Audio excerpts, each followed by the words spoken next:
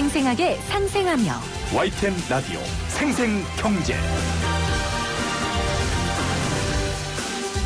안녕하세요. YTN 라디오 생생경제 김혜민입니다. 요즘 정말 주식 안 하는 사람이 없다던데 우리나라만의 이야기는 아닙니다. 미국에서 20대 대학생이 주식거래 애플리케이션 로빈후드에서 옵션 계약이 73만 달러, 그러니까 우리나라 돈으로 약 8억 5천만 원 손실을 발견하고 극단적 선택을 했습니다. 지금 미국에서는 어떻게 소득이 없는 젊은 대학생이 이렇게 큰 돈의 옵션 거래를 하는 것을 막지 못했는지를 두고 논란이 일고 있는데요. 그가 사용한 이 앱은 수수료가 없어서 최근 미국의 청년들이 너도 나도 사용하며 주식시장 과열을 초래하면서 논란이 됐습니다. 실패가 무모한 도전이 경력이 되는 나이인 20대가 어쩌다가 일장춘몽 일확천금을 누리는 세상이 됐을까요? 답답한 현실만 있는 청년들의 불안함을 수수료로 삼아 투기를 조장하는 사람들이 있는가 아닌가 싶어 씁쓸해집니다. 2020년 6월 22일 YTN 라디오 생생경제 지금 시작합니다.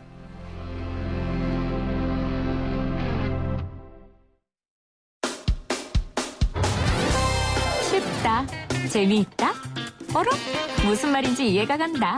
YTN 라디오 생생경제.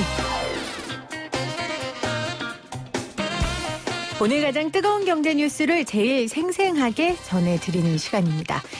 19살 라이더의 죽음, 일할 땐 근로자, 사고 나면 사장님. 지난해 진주 10대 배달원이 배달 중 사망한 기사의 제목입니다.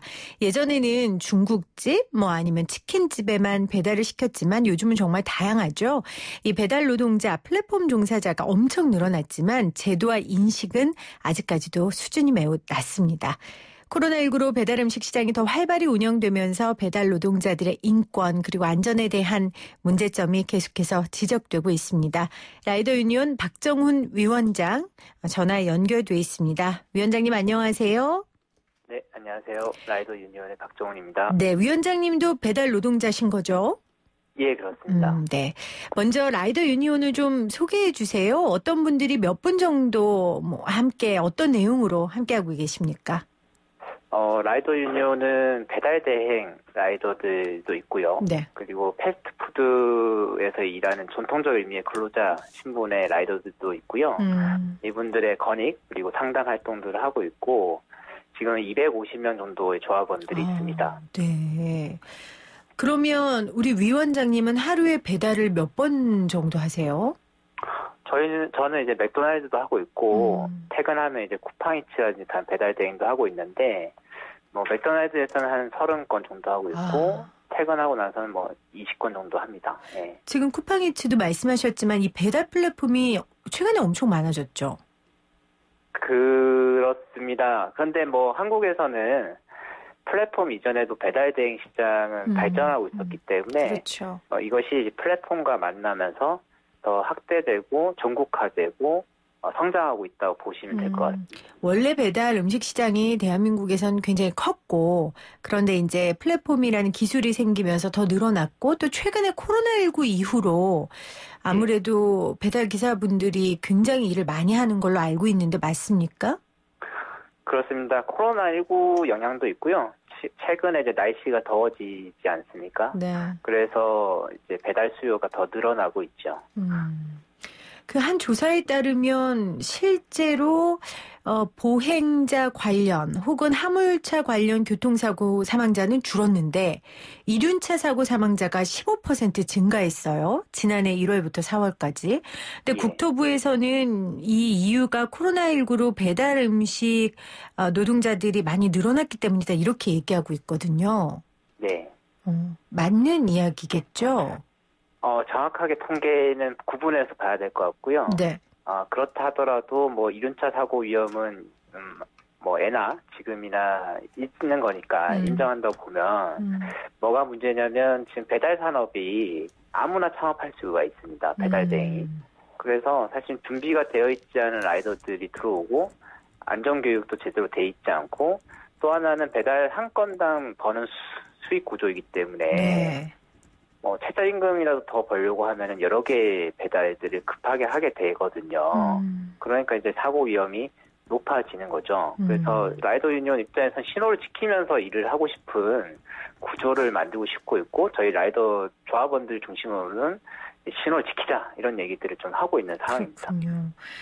지금 두 가지 문제점을 지적해 주셨는데, 첫 번째는 배달 노동 일을 일단 아무나 할 수 있다. 그러니까 안전교육이 지금 전무하다라는 거죠.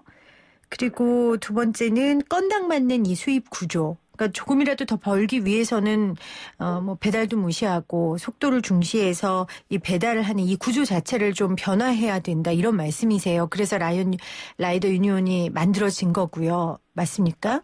예, 맞습니다. 네.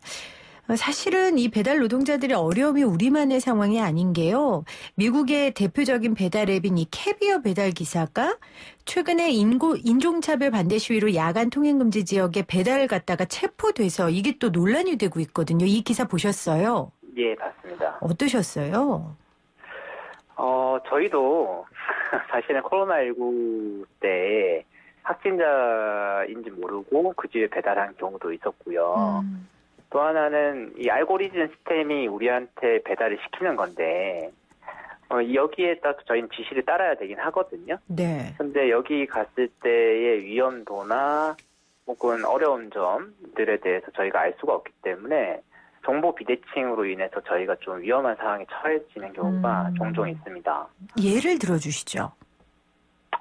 아까 말씀드렸다시피 확진자가 있는 건물인지 아닌지는 저희한테 정보를 제공하지도 않고 있고, 또 하나는 제가 저희의 라이더 같은 경우는 개인정보가 노출되거든요. 네. 근데 만약에 저희 여성 라이더들 같은 경우는 남성이 있는 집으로 이제 배달을 갔다가 여성 라이더가 온다는 걸 알고 성희롱하는 경우도 있고요. 네. 그다음에 저희의 개인정보 같은 것들이 손님한테는 다 제공이 되고 이거에 그렇죠. 대해서 보호하지는 않기 때문에 어쨌든 알고리즘이나 스마트폰이라든지 이런 기술이 발전하면 할수록 노동자들의 동선, 개인정보 이런 것들에 대한 보호 조치가 없어서 피해나 위험에 처하게 되는 일들이 계속해서 벌어지고 있는 것이죠. 사실 기술의 진보 때문에 이 시장이 더욱더 활성화됐는데 또 그 기술의 진보 때문에 보호받지 못하는 부분들이 있는 거잖아요. 노동자 입장에서는. 그렇습니다. 그렇군요. 네. 말씀하시죠. 가령 저희가 로그인을 얼마나 했는지에 따라서 가격이 완전히 올라갔다 혹은 내려갔다 할 수 있는 거거든요. 무슨 말씀이세요, 그게? 예를 들어서 라이더들이 지금 시간대에, 예를 들어 점심시간에 부족하다. 그러면 플랫폼 입장에서는 보너스를 줘서 더 많이 로그인 시키면 되고, 만약에 너무 많다. 그러면은 카톡 한번 혹은 문자 한번 보내가지고 배달 단가를 내려버릴 수도 있습니다. 이거 역시도 이제 기술의 발전으로 해서 수요와 공급을 완벽하게 실시간으로 파악할 수 있기 때문에 가격이 올라갔다 내려갔다 완전 실험용 조치처럼 이렇게 유인이 되는 거죠. 그러니까 이런 것들이 기술의 진보라고 봐야 될까. 또 하나는 저희가 손님한테 안내하는 노동 시간 있지 않습니까? 배달 시간. 네. 배달 시간이 저희가 만약 신호 위반을 많이 하면 많이 할수록 빠르게 안내되겠죠. 그 데이터가 집적돼서. 그렇죠. 그러면 도덕 신호 위반을 강화시키는 작용을 하는 거죠. 네. 그러니까 비인간적인 배달 시간들이 이제 안내가 되기 시작하는 거죠. 제가 앞서 이 노동자들이 많아졌지만 노동자와 관련된, 그러니까 플랫폼 종사자, 배달 노동자와 관련된 제도와 인식이 너무 미미하다라고 했는데 그 부분에 대한 이야기를 지금 아주 실예를 들어서 위원장께서 해주셨어요. 물론 여러 가지 문제들, 개인정보 문제도 있고 있지만 가장 원초적인 거면서도 중요한 건 사실 안전에 대한 문제 아니겠습니까? 맞습니다. 여러 차례 문제 제기를 하셔서 그 30분 배달제인가요? 이게 2011년도에 폐지된 적이 있죠. 그 이후로 네네. 진보된 게 하나도 없습니까? 그렇습니다. 이제 그런 책임들을 이제 개인한테 떠넘기고 있는 시스템이 지금의 배달 대행 시스템인 건데, 네. 과거에는 30분 배달을 이제 회사가 제한했으니까 회사한테 책임을 물으면 돼요. 아하. 그런데 지금은 건당제이기 때문에 사실 배달 시간 제한할 필요가 없어요. 알아서 빠르게 배달하고 그렇게 하면 너한테 더 많은 돈을 줄게 라는 시스템이죠. 그러면 책임은 라이더한테, 욕도 라이더들이 먹는 거고요. 그 제한 시간이 없어진 게 아니고 현재 픽업이라고 하는데 음식점에 음식을 가지러 가는 제한 시간이 약 15분. 픽업 후에 손님한테 도달해야 되는 배달 시간이 15에서 20분입니다. 네. 그러니까 30분 배달제라고 하는 것이 폐지된 게 아니네요. 아니고 더 강화된 거고 더 자발적으로 신호를 위반하게 만드는 시스템들이 도입되고 있는 거고요. 최근에 쿠팡이츠에서 문제가 된 거는 내비 시간보다 이제 빠르게 가라고 하는 건데 물론 오토바이이기 때문에 자동차 내비 시간보다는 빠르게 갈 수는 있습니다. 그러면 네. 이건 어떤 걸 전제하냐면 이륜차는 자동차와 달리 칼치기라고 하는 차사의 주행을 당연히 하는 것으로 전제하고 시스템을 짜는 거거든요. 그러니까 이런 것들에 대한 고려들이 없고 디지털 시간으로만 표현되기 때문에 손님들 입장에서 이게 어떻게 오고 가는지는 알 수가 없는 거고 눈에 보이는 오토바이들한테만 요구를 하는 것이죠. 지금 라이더들이 회사와 고용 계약을 하는 게 아니죠. 그 용역 위탁 계약을 하는 거죠. 뭐 그렇습니다. 그 용역 위탁 계약서도 쓰는 데가 있고요. 아, 그것조차도 안 쓰는 데가 있고요. 안 쓰는 데가 대부분입니다. 대부분이다. 그러면 문제가 생겼을 때 사고가 나거나 혹은 아까처럼 배달을 하다가 신호를 위반해서 벌금을 물어야 할 때 네. 100% 다 지금 라이더들이 하는 거죠? 네, 그거는 뭐 패스트푸드 근로자라 하더라도 네. 가태료 같은 경우는 라이더가 다 물게 돼 있고요. 심지어 뭐 바쁘니까 빨리 가라라는 지시를 받고 네. 가다가 사고가 나도 라이더 책임입니다. 아무도 이거에 대해서 책임지지 않고 있고요. 산재는 됩니다. 배달대행 라이더도. 네. 다만 저희 같은 경우는 산재 적용 제외 신청 제도라고 있어서 만약에 사업주가 산재 적용 제외 신청을 쓰라라고 하면은 산재 보상을 받을 수 없게 되는 거죠. 근데 그렇게 쓰라고 강요할 수 있어요? 근데 이 방송을 들으시는 분들도 네. 근로계약서 쓸 때 근로계약서 다 읽고 쓰지 않고요. 그렇죠. 그다음에, 의리죠. 네, 그다음에 사대보험 넣을 때 그게 뭔지 설명 듣고 쓰지 않거든요. 그래서 강제로 당연하게 이제 사대보험을 넣는 건데 만약에 선택하라고 했다고 하면 네. 근로자들 대부분도 이게 꼭 나한테 필요할까라고 생각하면서 네.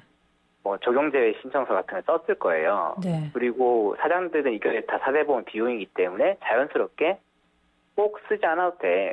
이걸 쓰면 오히려 비용이 절감되라고 설명하면 이 듣는 노동자는 우월적 지위를 가진 사장이 하는 말이기 때문에 사인을 할 수밖에 없게 되는 거죠. 그래서 근로자들, 알바하시는 근로자분들도 네. 근로계약서도 안 쓰고 일하지 않습니까? 그러니까 이런 거죠. 저 같은 월급쟁이 임금 근로자는 산업재해 보험료를 사업자가 전액 부담하는데 지금 우리 라이더분들 뭐 퀵 서비스, 대리운전 기사, 택배 기사 이런 분들은 이제 우리가 특고라고 하죠. 이분들의 산업재해 보험료는 회사와 종사자가 반반씩 낸단 말이에요. 그러니까 사실 라이더 분들은 건당 받는 그것도 아주 소액의 금액이기 때문에 이 보험료조차도 내지 않고 싶어하는 분들도 있겠죠. 그러면 이제 가입하지 않는 거고. 네, 물론 저희 입장은 낼 건 내자. 라는 거거든요. 네. 그래서 돈이 비싸다 이런 주장을 하는 건 절대 아닙니다. 다만 선택권을 주는 것은 이게 현실을 모르는 거기 때문에 강제로 가입하게 하자라는 거고. 오히려. 네네. 그렇군요. 지금 뭐 날씨가 더워져서 배달하는 육체 노동은 말할 것도 없이 힘들 것 같고 거기다 코로나19로 마스크까지 쓰고 다니셔야 되니 얼마나 힘드시겠어요. 21대 국회가 시작됐는데 20대 때 혹시 라이더와 관련된 법안들이 통과가 뭐 된 게 있습니까? 저희가 이제 생활물류 서비스 발전법이라고 네. 이게 소화물 배송 사업자로 들어가는 법안이 하나 있는데요. 이 법안에 이제 배달 산업에 대한 내용이 있습니다. 근데 라이더 유니온은 이 법안이 플랫폼 사업자들만을 위한 법안이고 실제로 이제 배달 대행 라이더들을 보호할 수 있는 내용이 없다라고 지금 비판한 상태예요. 네. 그래서 21대 국회에는 생활물류 서비스 발전법의 내용을 수정해서 일단 배달 대행 사업자들에 대한 규제, 일단 등록제를 이제 실시해야 된다고 생각을 하고 있고요. 그다음에 안전 배달료와 같이 라이더들의 최소 수익을 보장할 수 있는 제도가 시행돼야 된다고 생각하고 있습니다. 최소 비용이라 하면 이게 이제 현실적으로요. 예. 혹시 대안이 있으십니까? 어느 정도고 예를 들어 정부에서 해야 된다든지 주체가 아니면 회사에서 해야 된다든지 이런 구체적인 대안을 라이더 유니언이 갖고 계시는지요? 저희는 일단 이거는 그 최저임금처럼 네. 노사정이 매년 정하는 결정기구가 있었으면 좋겠다라고 생각하고 있고요. 네. 지금 지역 같은 경우는 2,300원, 서울은 한 3,000원, 어떤 회사는 4,000원. 그래서 지금 대중이 없습니다. 그래서 이거에 대한 최소한의 가이드라인을 만들어야 된다는 게 라이더뿐만 아니라 지역에서 사업을 하시고 있는 배달대행 사장님들의 주장이기도 하세요. 네. 왜냐하면 누구나 창업할 수 있기 때문에 그렇죠. 내가 한 3,000원 받고 음식점 배달해주고 있었는데 다음날 2,500원 주고 할 테니까 여기 이용해라 라고 하는 사업자들이 등장하는 거예요. 그럼 이건 다 죽자는 거거든요.